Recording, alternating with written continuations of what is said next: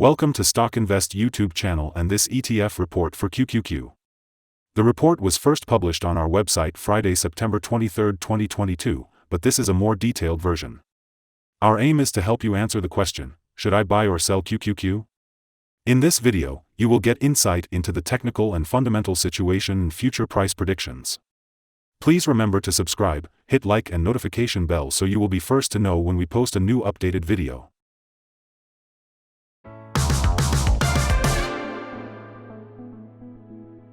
Since September 19, 2022, our system ranks the QQQ ETF as a sell candidate, giving it a score of -2.879.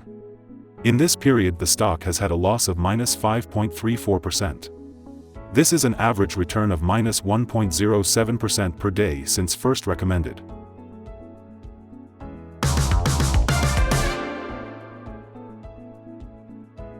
In our daily updates for QQQ, our last headline reads, Red Day on Friday for QQQ.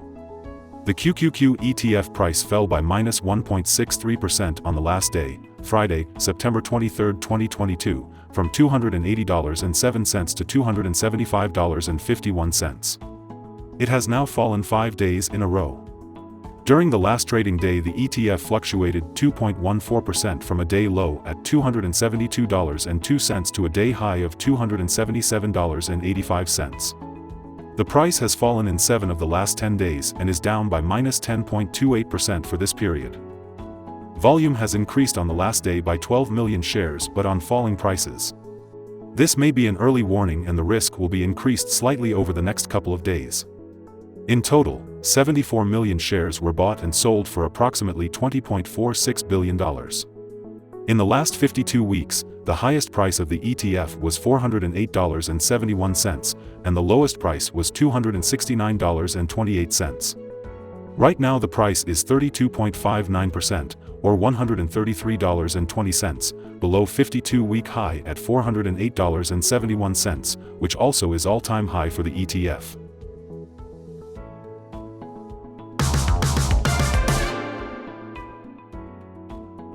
The current 3-month trend indicates a possible 2.13% change over the next 3 months, with a possible return between 2.13% and 24.62%.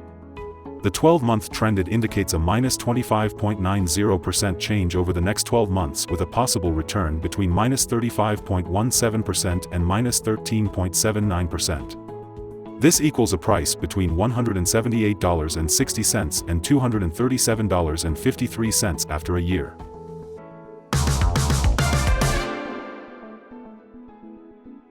Analyst ratings and price targets.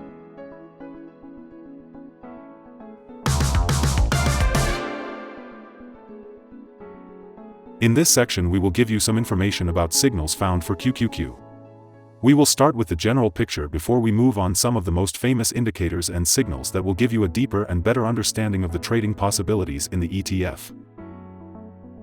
Furthermore, there is a buy signal from the 3-month Moving Average Convergence Divergence, MACD. Some negative signals were issued as well, and these may have some influence on the near short-term development. The QQQ ETF holds sell signals from both short and long-term moving averages, giving a more negative forecast for the stock. Also, there is a general sell signal from the relation between the two signals where the long-term average is above the short-term average. On corrections up, there will be some resistance from the lines at $285.62 and $307.32. A breakup above any of these levels will issue buy signals. A sell signal was issued from a pivot top point on Monday, August 15, 2022, and so far it has fallen -17.28%. Further fall is indicated until a new bottom pivot has been found. Volume rose on falling prices yesterday. This may be an early warning and the ETF should be followed more closely. Here are some other signals you might find interesting. Moving Average Convergence Divergence holds a buy signal. Pivots gave a sell signal 29 days ago. Bollinger gave a buy signal 1 day ago. The short-term moving average for the 3-month chart gave a sell signal 10 days ago. The long-term moving average for the 3-month chart gave a sell signal 21 days ago. The relation between the short and the long moving averages in the 3-month chart gave a buy signal 19 days ago. If we look at the 12-month chart we see short moving average gave a sell signal 10 days ago. The long-term moving average gave a sell signal 10 days ago. The relation between the short and the long moving averages gave a buy signal 13 days ago.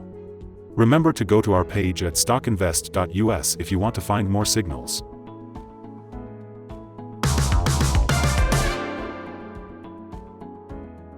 Support, risk and stop loss for QQQ. There is no support from accumulated volume below today's level, and given the right condition the ETF may perform very badly in the next couple of days. This ETF has average movements during the day, and with good trading volume, the risk is considered to be medium. During the last day, the ETF moved $5.83 between high and low, or 2.14%. For the last week, the ETF has had daily average volatility of 2.16%. Let us have a look at some fundamental data you should be aware of before we tell you some possible good trading levels for QQQ. The price-to-earnings ratio, PE ratio, is the ratio for valuing a company that measures its current share price relative to its per-share earnings. QQQ currently has a price-earning ratio of 3.76. This is a relatively low price-to-earnings ratio and either signal a low expectation for the future of the company, or that the stock is undervalued and could indicate a buying opportunity. Here are some possible good day trading levels. On an upturn, QQQ meets first resistance at $280.28. If you do not hold QQQ shares, you should wait for this level to be broken before placing your bet. If you already have the stock, this is the level you may want to swing trade. The stock does not have any support from accumulate volume below and may therefore fall very hard and fast given the right conditions. Caution is warned, and you should not place any bet unless you're a skilled trader and know how to play these cases. In the table we have listed other potential swing trading levels based on the famous Fibonacci model.